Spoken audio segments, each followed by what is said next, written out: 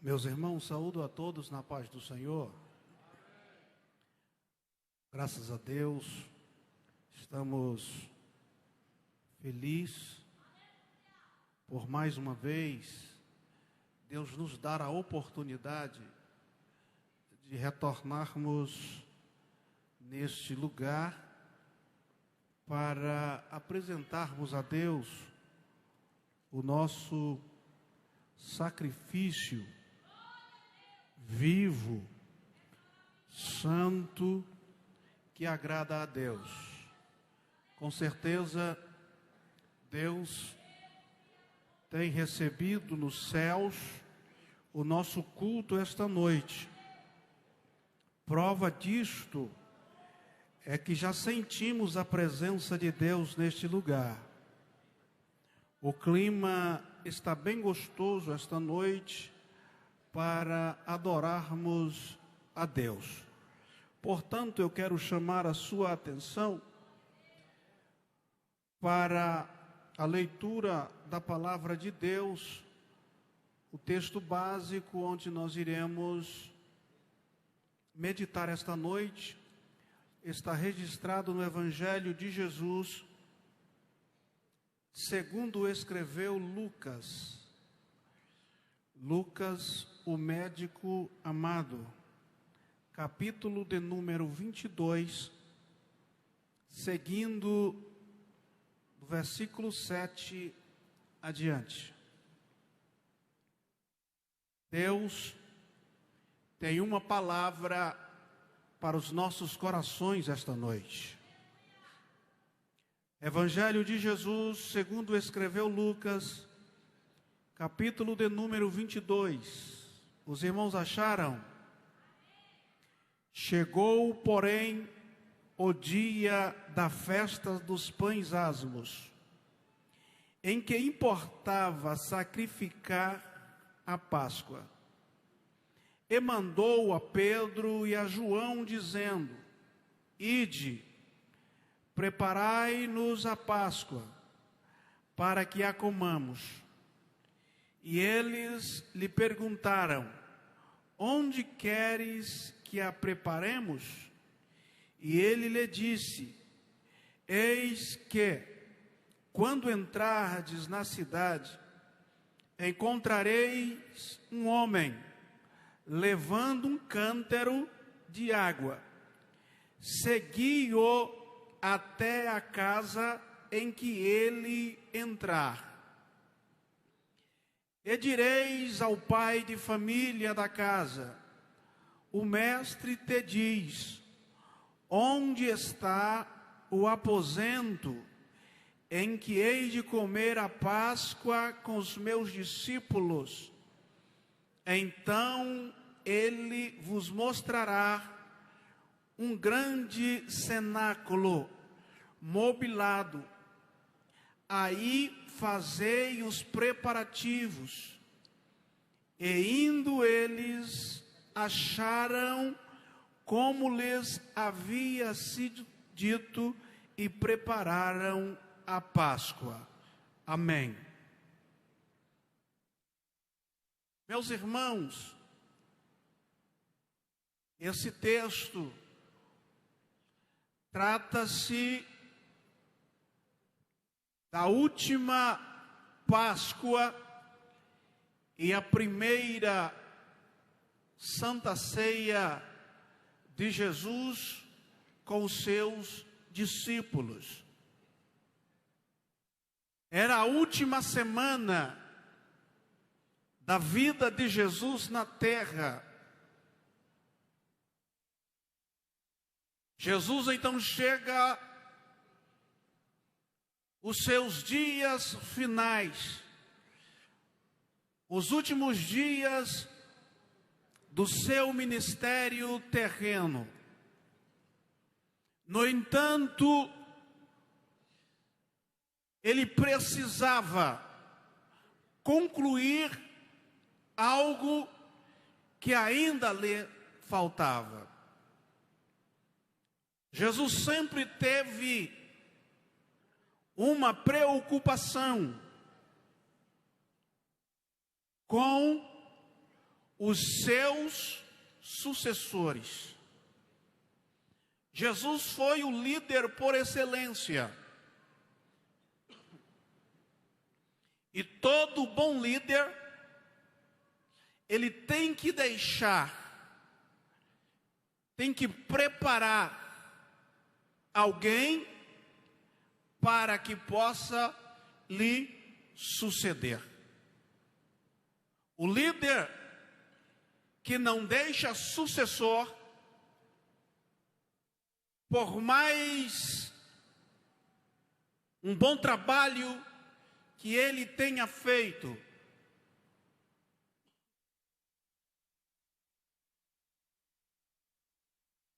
por mais que ele tenha prestado no decorrer do seu ministério um bom trabalho, se ele não deixar alguém para continuar com o seu ministério, ele não foi um bom líder.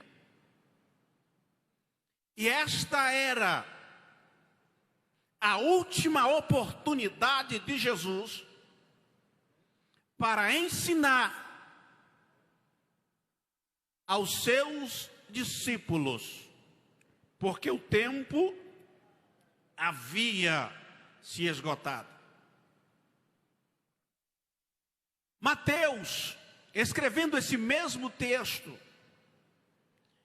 ele diverge de Lucas, porque Lucas diz aqui que foi Pedro e João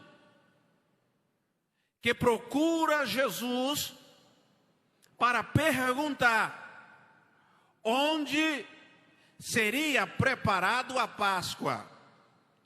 Mas Mateus, ele escreve, e ele é mais enfático do que Lucas, porque ele diz que os seus discípulos, todos os discípulos sabiam da sua incumbência, que era eles que tinham o dever de preparar o jantar para o seu mestre.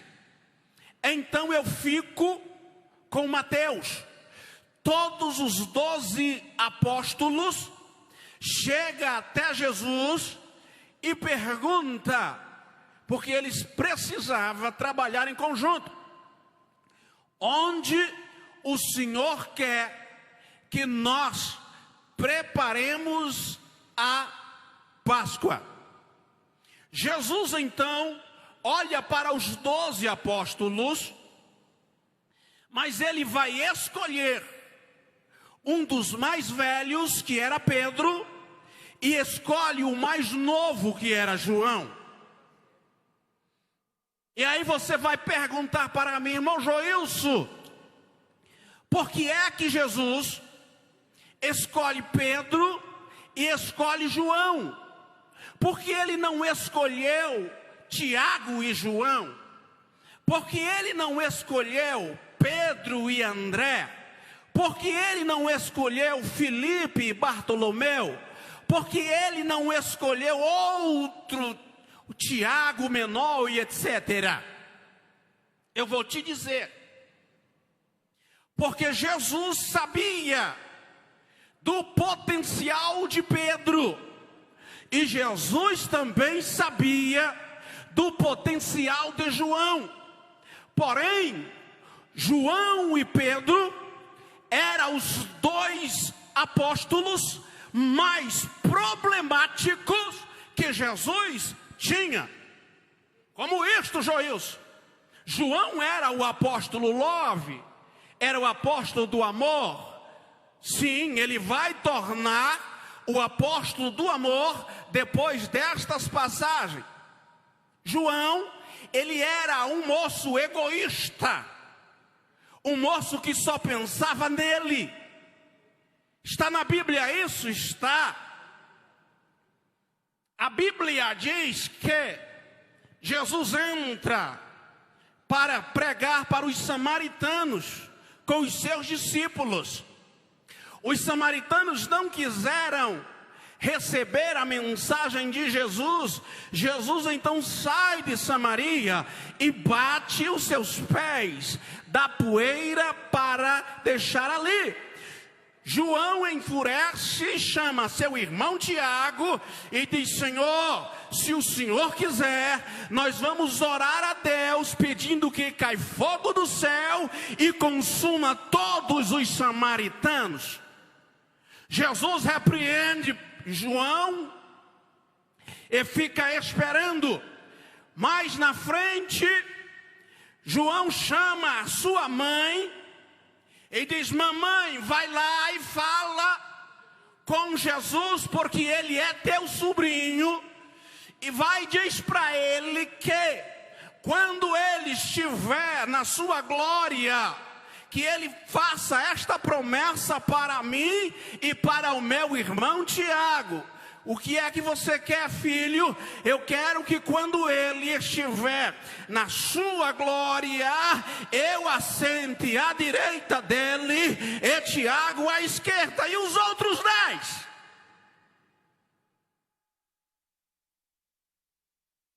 Pedro não precisa nem falar. Era afoito demais, falava sem pensar, mas Jesus sabia do coração dos dois, e sabia o potencial que os dois tinham para substituí-lo quando ele partisse. Aí Jesus olha para os 12 apóstolos e diz assim: Pedro e João, vai preparar a Páscoa, porque eu quero ensinar eles uma lição. Eu quero ensinar eles o trabalho com paciência. Eu quero ensinar eles trabalhar em conjunto. Eu quero ensinar eles como é ser um líder. A Bíblia diz que a primeira coisa que Jesus vai fazer é esta: vocês entram na cidade, e quando vocês entrar na cidade, vocês vão procurar um homem que está com um cântaro. O cântaro não está vazio, vocês seguem ele. A história diz que Jerusalém, na festa da Páscoa, ficava com uma população de aproximadamente 1.100.000 pessoas. Agora você imagina 2 homens procurando um homem no meio de 1.100.000 pessoas. Algo raro, porque não era de praxe você encontrar na época homem carregando cântaro. Era normal você encontrar, as pessoas encontrarem uma mulher com um cântaro na mão, uma lata na outra e a corda na outra, porque era trabalho de mulher buscar água. Mas Jesus está dizendo: ei, vocês vão encontrar um homem que vai estar com o cântaro. Ele não vai estar fazendo o seu trabalho apropriado, vai estar fazendo o trabalho de outro, mas eu quero que vocês encontrem ele.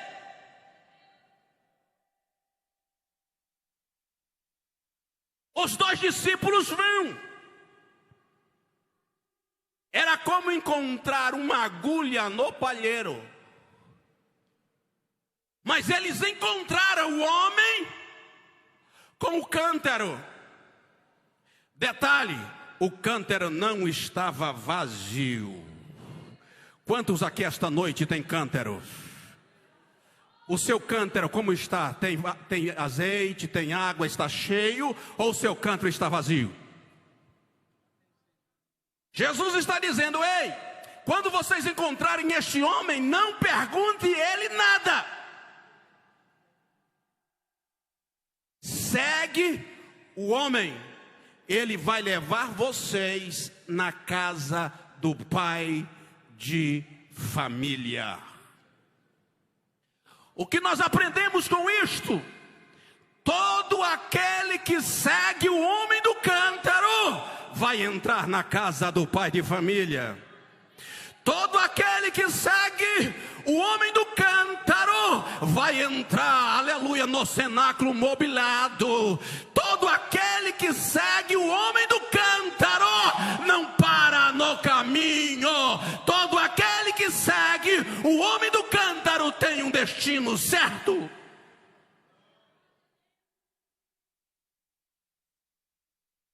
E a Bíblia diz que eles chegam ali, preparam a Páscoa, e Jesus chega com os outros 10 e vai se alimentar. Escuta, a partir deste capítulo, ou deste episódio, até aqui, você vai encontrar na Bíblia Pedro, Tiago e João. Todas as vezes e todas as referências que você vai ver antes deste episódio, tratando de João, a Bíblia sempre vai falar Tiago e João. A partir de agora, deste capítulo em diante, a Bíblia sempre vai referir Pedro e João. Os dois vão estar sempre juntos, porque eles entenderam o que era ser parceiros de verdade. Criaram entre eles um laço de amizade. A Bíblia diz que naquela mesma noite, Jesus vai ser preso. Mas detalhes: Jesus senta na mesa com seus 12 apóstolos. E quando ele senta, a Bíblia diz que ele dá graça e serve o cálice. Quando Jesus serve o primeiro cálice e dá para os seus discípulos, e depois serve o pão, Jesus sai da mesa, vai em um determinado lugar, tira a sua veste de mestre, se enrola numa toalha, vem de lá para cá e começa a lavar o pé dos discípulos. Por quê? Porque neste exato momento, enquanto Jesus sai da mesa, até ele vir aqui se enrolar na toalha, os 12 já estavam na mesa, na Santa Ceia, discutindo, brigando, quem dentre nós é o maior? Quem dentre nós é o maior? Aí Jesus vai lá, se enrola numa toalha e começa a lavar o pé dos discípulos e dizer: ei, aqui o maior não é quem prega, aqui o maior não é quem preside, aqui o maior não é quem canta, aqui o maior não é quem toca, aqui o maior é quem serve é o maior.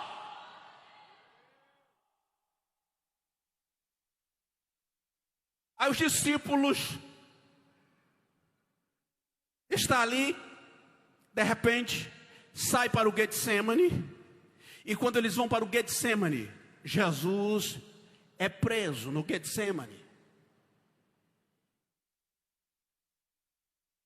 Todos os 12 apóstolos, 10 fogem, Pedro e João ficam seguindo Jesus. O próprio João vai dizer o seguinte: a história diz que a família de João tinha uma casa em Jerusalém. João era conhecido do sumo sacerdote.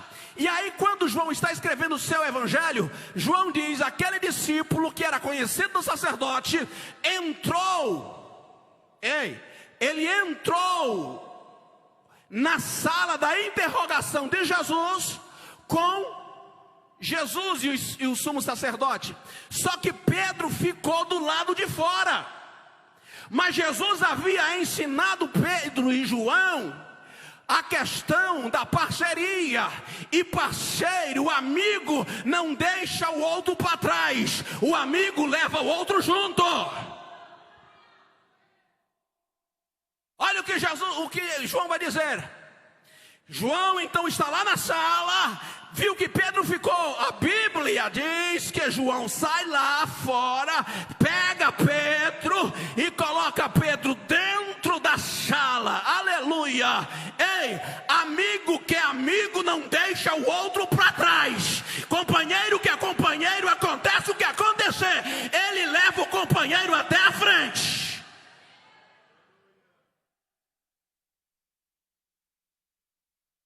Mas infelizmente algumas coisas acontecem.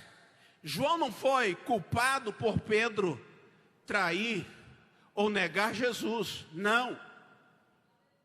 Infelizmente foi João que colocou Pedro na cena onde ele negou Jesus. Mas veja só, a Bíblia, todos os 4 evangelistas narram esse assunto. Mateus, Marcos, Lucas e João narram Pedro negando Jesus. Só que João foi o único que viu Pedro negar Jesus. Mateus não viu, Marcos não viu, Lucas não viu. Mas todos os 3, Mateus, Marcos e Lucas, quando vai narrar a história de Pedro negando Jesus, ele diz: e quando o galo cantou, Pedro lembrou das palavras que Jesus havia dito para ele e chorou amargamente. Mateus. Marcos narra do mesmo jeito. E Pedro chorou amargamente. Aí Lucas vem e diz: e Pedro chorou amargamente. Mas João diz: e Pedro chorou. Ponto final. Irmão Joilson, por que é então que João não diz que Pedro chorou amargamente? Ele estava encobrindo o pecado de Pedro? Não, porque ele foi o único que viu a dor de Pedro chorar. Ele foi o único que viu Pedro derramar lágrimas. E ele era parceiro. Ei, meu Deus do céu, deixa eu dizer, isto está faltando em nosso meio hoje. Infelizmente, quando um companheiro ou um irmão cai, em vez de nós ajudarmos, nós pegamos o nosso celular e colocamos mensagem enviando no WhatsApp para A e para B: ei, fulano faltou a vergonha, caiu, e aí fica deletando o irmão. Sejamos como João nesta noite. Se você sabe a dor do teu irmão, não manda para frente a dor do teu irmão. João foi o único que diz: e Pedro chorou. Os que não viram diz: chorou amargamente, fez isso e fez aquilo outro. Não viu. É a mesma coisa quando Jesus chama Paulo e Ananias, fala: Ananias, vai lá orar por Paulo, para Saulo. Para quem? Para Saulo. Ananias vai dizer: olha, o Senhor precisa saber de uma coisa. Eu de muitos tenho ouvido falar deste homem. Ele não disse assim: eu ouvi ele falar. Ele diz: de muitos eu ouvi falar que ele tem ordem para bater, ele tem ordem para prender, ele tem ordem para matar. Aí Jesus diz assim: tu ouviu falar, mas para você talvez ele é matador. Para você ouviu dizer que ele prende. Para você ouviu dizer que ele é isso. Mas para mim ele é um vaso escolhido. Não importa o que você fala dele, o importante é que eu sei dele.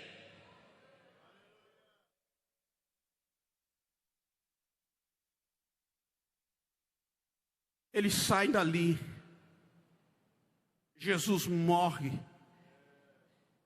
a parceria continua. Você vai ver que quando Jesus morre, Pedro está arrasado. Sabe o que João vai fazer? João não abandonou Pedro. A história diz que ele pega Pedro e leva Pedro para dentro da sua casa. Ele poderia dizer: miserável, tu negou Jesus, eu vou te abandonar. Não, ele diz: você está precisando de ajuda, vem comigo, eu vou te levar para casa. Aí quando Jesus ressuscita, Maria Madalena vai com as outras até o sepulcro, fica sabendo que Jesus ressuscitou, aleluia. Sabe quem teve a primeira notícia que Jesus havia ressuscitado? Sabe para quem Maria Madalena vai falar? Para Pedro e para João.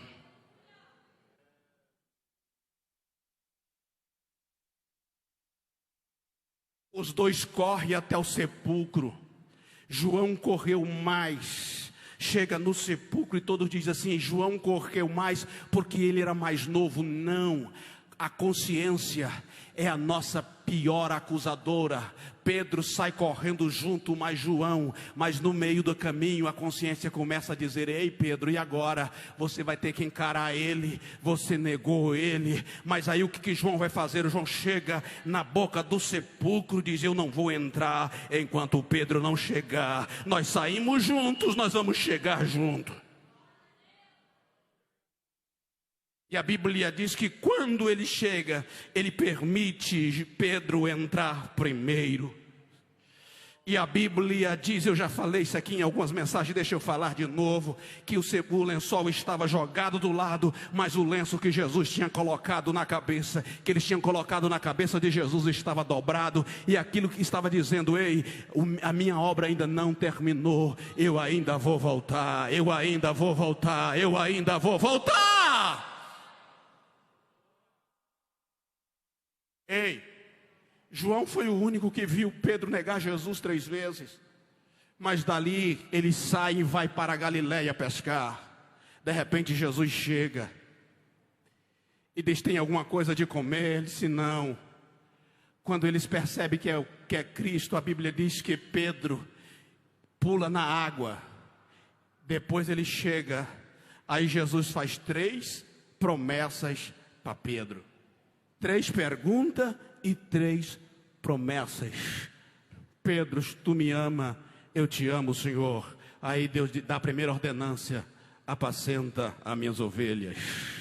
Aquele que para muito não prestava, Jesus está dizendo: apacenta as minhas ovelhas. Aí João começa a olhar, e aí Jesus torna a perguntar: Pedro, tu me amas? Ele disse: tu sabes que eu te amo, Senhor. Aí ele diz: apacenta as minhas ovelhas. Aí João continua olhando, aí Jesus vai dizer: Pedro, tu me amas mais do que estes? Aí a Bíblia diz, o próprio João vai dizer que as lágrimas rolam no rosto de Pedro, dizendo: Senhor, tu sabes que eu te amo, apacenta os meus cordeirinhos, aleluia. Sai dali, glória a Deus. E aí a Bíblia está dizendo que eles vão para o cenáculo. O mesmo parceiro, o mesmo João que viu Pedro negar 3 vezes, viu Pedro agora receber 3 perguntas, viu Pedro receber 3 ordenanças. A Bíblia diz que Pedro, no dia de Pentecostes,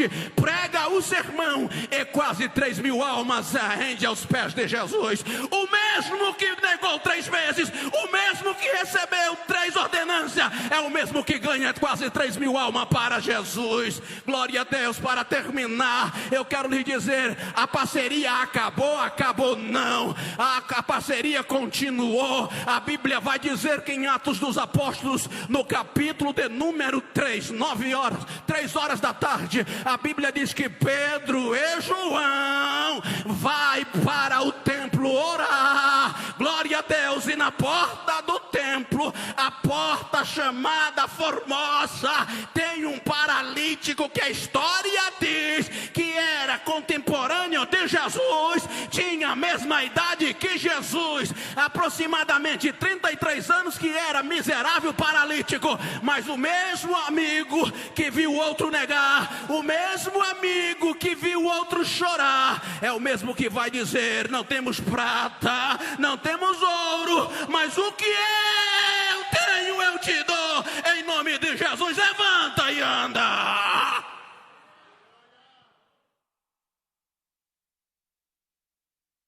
Deus, nesta noite, está ensinando-nos uma coisa: Ele precisa de uma igreja que é parceira. Oh, aleluia. Se tem uma coisa que Deus está enojado, que Jesus está enojado, é com competição na igreja. Ele não aceita mais que a igreja seja uma igreja competitiva. Ele quer que nós sejamos que quando alguém cai, nós tomamos pela mão. E quando alguém cai em desgraça, não toca a buzina, mas entra no teu quarto e vai pedir misericórdia para ele, porque o mesmo que cai hoje, amanhã pode ser um grande homem de Deus.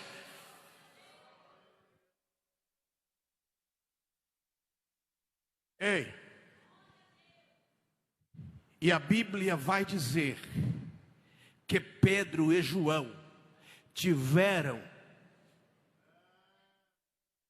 um ministério mais longínquo do que os demais. Por quê? Porque eles foram até o final. Porque só João viu o que os outros não viram. Porque só João viu Apocalipse, porque os demais não viram. Porque aprendeu a trabalhar em conjunto, trabalhar em parceria. Deus está preparando uma igreja para subir. Agora, se você é desse ou daquele que puxa para cá, que puxa para lá, pode ter certeza, você não vai entrar no céu. Se você é daquele que toca a buzina quando o teu companheiro, a tua irmã cai em contradição, pode ter certeza, você não vai entrar no céu. No céu só entra crentes humildes. Ei, deixa eu te dizer, só entra pessoa lavados no sangue de Jesus. Eu quero convidar você a estar de pé em nome de Jesus.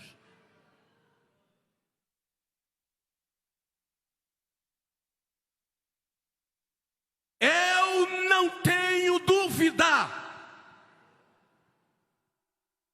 Eu não tenho dúvida de que a nossa geração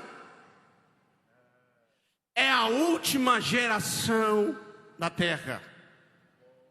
Eu não tenho dúvida de que a nossa geração é a geração do arrebatamento. Porém, se Jesus tocar a trombeta hoje, muitos dos que me ouvem hoje não sobe no arrebatamento.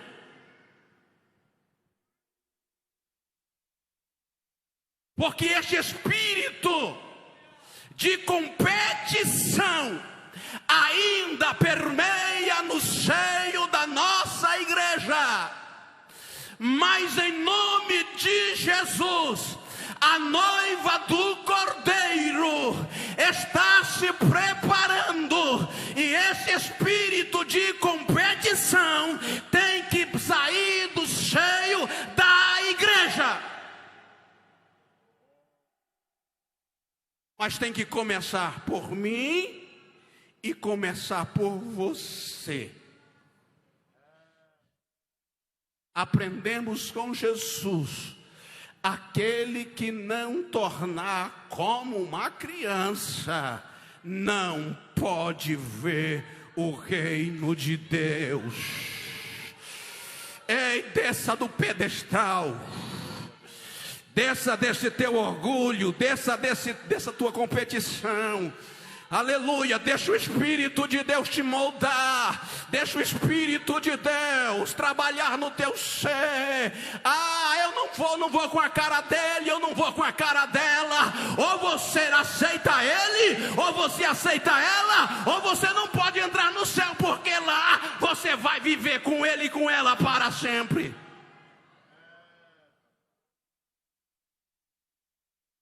Eu quero orar por você esta noite. Você que ouviu Deus falar aqui esta noite e quer a misericórdia de Deus sobre a sua vida, crer, eu te convido, venha para frente em nome de Jesus. Venha. Em nome de Jesus. Oh, aleluia. Pode vir, meus irmãos. Se tem alguém também para aceitar a Jesus, venha. Se tem alguém nesta noite que quer aceitar a Jesus como teu Salvador, pode vir, nós vamos orar. Aleluia. Ser crente para não ir para o céu não compensa ser. Ser crente para não entrar no céu é melhor ir para o bar tomar cachaça.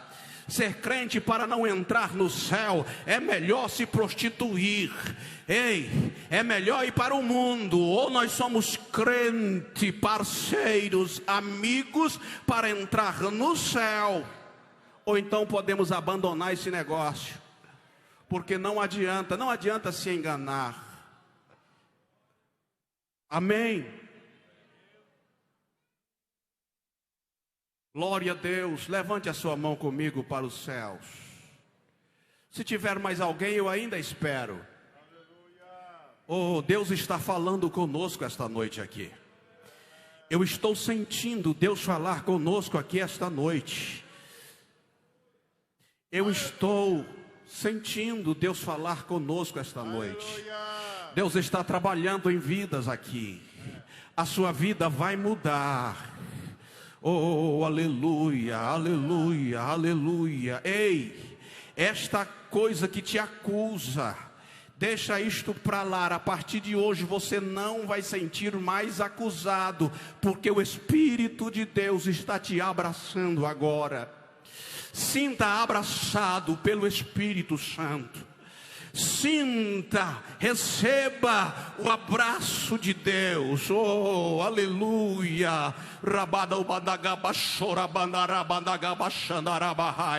Oh, aleluia. A nuvem da glória de Deus está pairada sobre este ambiente.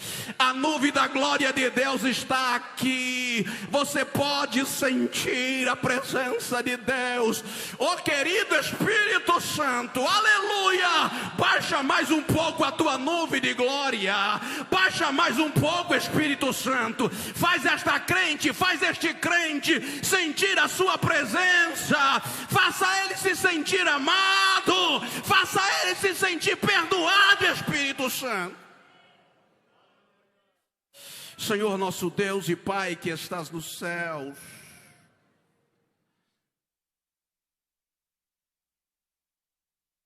na sua presença nós estamos. Oh Deus, em nome de Jesus, tira o espírito de competição do meio da igreja.